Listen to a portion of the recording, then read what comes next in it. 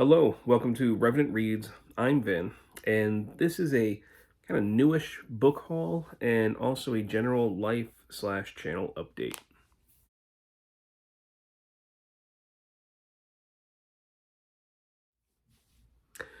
So it's been a few weeks since I've made videos. I thought that first I should explain my long silence, especially because I have been attempting to captain the Book Trek event, which goes through August through September, and my ability to both make videos and also even watch videos has been affected by a lot of things. The first thing relates to these empty shelves behind here. People have been following my channel already know that I've been in kind of a limbo mode as far as trying to move. We are selling our house, we are buying a new house, but it has not been a smooth path that whole way. I don't want to get into the details, but what essentially happened was we were supposed to originally move first at the end of July, but then it got pushed to the middle of August.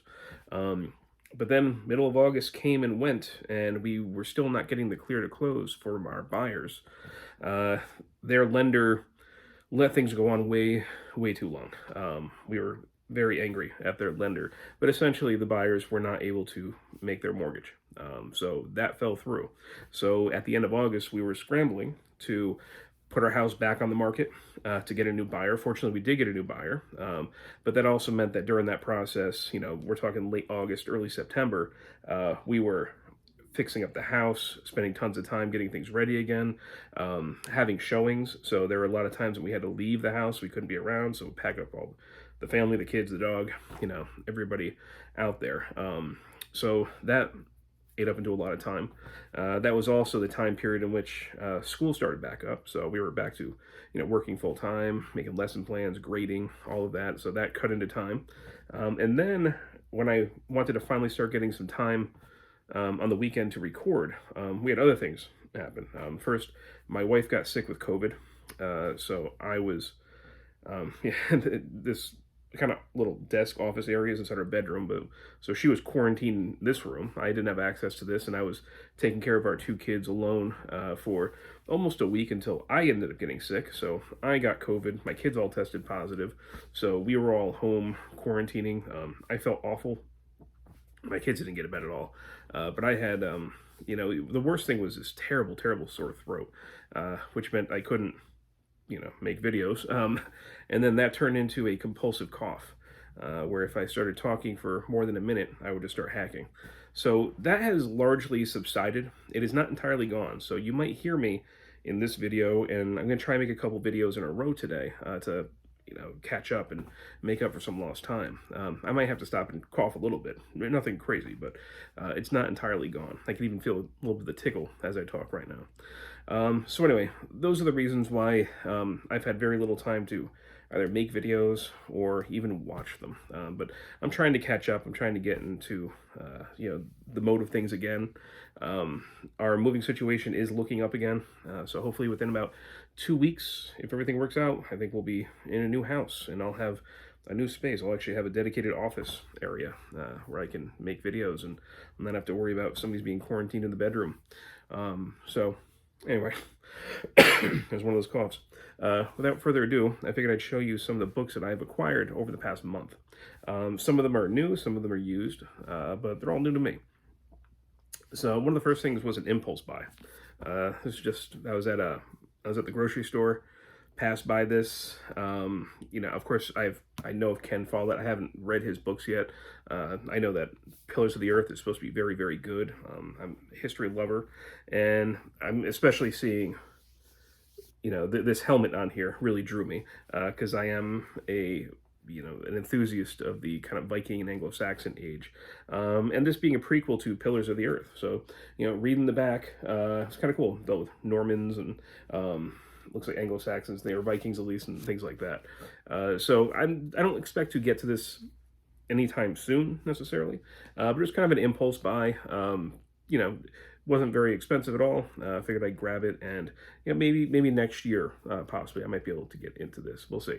I got a lot of books in my TBR, but this is definitely one that looked right up my alley. Another book I bought, I had seen this book on Erica's channel, Passage of Time, where she talked about this one favorably. The Dark Queens by Shelley Puhack. Not sure if I'm saying that right, but the bloody rivalry that forged the medieval world. This is the American cover. Her UK edition cover, I think, is a lot better.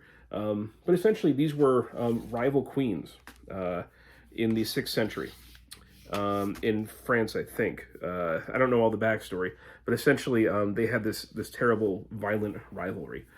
So once again, I kind of already mentioned, I love, I love that period. I love Dark Age. European history, and this seemed like a great read. And the way that she talked about it on our channel seemed like it's something I would really enjoy. So I don't often buy brand new hardcovers, but I went to the bookstore with my kids.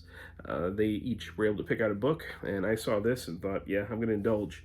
It had been a long time since I had really bought books, especially because of the move. My library is 95% packed away, and it has been packed away for over a month now, which is very frustrating. And I was just staying away from buying new books because I figured I'll eventually move, but to the point where weeks and weeks were going by and my library's packed away, and I thought, you know what, I'm just going to start getting some books again. The part therapeutic, I think, on my part to buy this one finally, to kind of open a little bit of a floodgate, but it's not too bad, this pile that I have next to me. I've had worse. Here is one that I ordered online for Book Trek. This is a graphic novel. This is Star Trek, The Q Conflict. So I had read, what was it, Scott Tipton, I believe, wrote this one. Or it might be both, it might be brothers that are Tiptons. Scott and David Tipton. They had also written another graphic novel that I read for Book Trek last month, which you can kind of see the cover of there. And that was looking at the next generation crew in the mirror universe of Star Trek. And I enjoyed that overall. It was solid Trek. It was fun. And I had seen positive reviews on this one online. And essentially, this is Q gathering up the crews of various Star Trek iterations, things that we deal with in Book Trek, the event in which we read Star Trek fiction. So you have original series, Next Gen, Voyager, and Deep Space Nine. You have those crews essentially being pulled from their locations and sometimes from, different time periods into an arena in which they have to fight each other. But it's not like the Enterprise crew versus the DS9 crew. All the crews get mixed as well. And Q is doing this for his own motivations, but he's basically at war with some of the other very powerful beings in the universe. This sounded like a fun idea, and I did read this already. I'll make a separate video about it, explaining it, but I did enjoy this one overall. But this is one of the Book Trek ones that I picked up. September is also Shaktember. So reading and celebrating Shakespeare. Last year I had read Macbeth, or reread, I should say. Macbeth being my personal favorite of Shakespeare's plays. It's got violence and witches and ghosts, all the kind of things that I love. Another one that I remember really loving, though, from years back, I'd read some Shakespeare in middle school and then high school English class, but my senior year of high school, I took just a Shakespeare class, and all we did was read Shakespeare plays. That's all it was. It was just reading one thing after another, and then, read a play, watch an adaptation. And one of my favorites of that year definitely was King Lear. So I figured this year I'll reread King Lear. I picked up the Arden Shakespeare. So I had read the Macbeth Arden last year, and I really like this edition. It's got a really nice scholarly introduction that puts the play into context of when it was written, how it's been performed over the years, how the performances have changed, some of the historical background of all that. So it really puts things into a great context. And I've only just started it. You can see the bookmark there. So this is something I hope I'll get through by the end of September. I'm not entirely sure. This might go into early October though. But this is, of course, one of the newer things that I got for Shaktember. And then I've got 3 more books, and these are all ones that I got at the local used books, or not used bookstore, charity shop, the Goodwill, which my local Goodwill, it's hit or miss, but sometimes when it hits, I find really good surprises there. The first one that I was happy to find was this one. Daphne du Maurier's My Cousin Rachel. I had read last year her Rebecca, and I liked it overall. It was very well written. I made a video about that last year. So I wanted to read some more du Maurier, and I found this very good condition paperback. So yeah, that's why I got that one. I picked up also, I was happy to find this, another one, pretty good condition hardcover, and this is Max Hastings' Retribution, The Battle for Japan, 1944 to 1945. I've heard a lot about Max Hastings as a historian. His books have always come highly recommended. I haven't read anything by him yet, so I was really excited to find this. And I am a middle school social studies teacher, and I do teach a unit on Japan. And one of the things we do talk about is World War II and Japan's eventual defeat. So this is one that I hope to read sooner than later. I also have another book that deals with this kind of subject, or more the aftermath of this, which would be Embracing Defeat, that I need to get to. Yeah, definitely a subject that really greatly interests me, and I'm looking forward to finally getting into Max Hastings.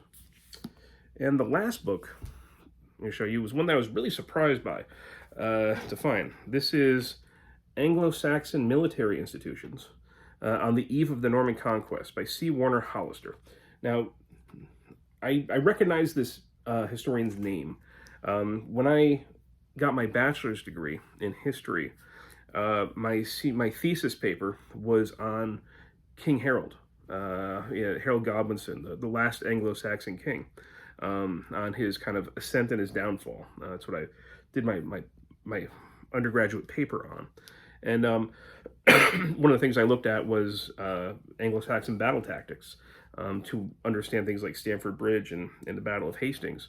And I recognize this name. I know that, I'm pretty sure that I found some articles that I had used for that paper. So I was excited to find this. It's not the kind of thing that you see very often. This is older. This was published originally in 1962. This reissue was published in 1998.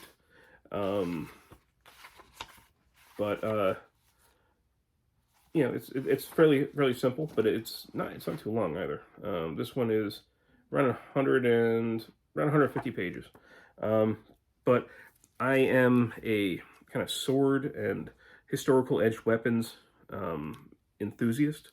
I do collect replica swords. I do practice with them to a certain extent.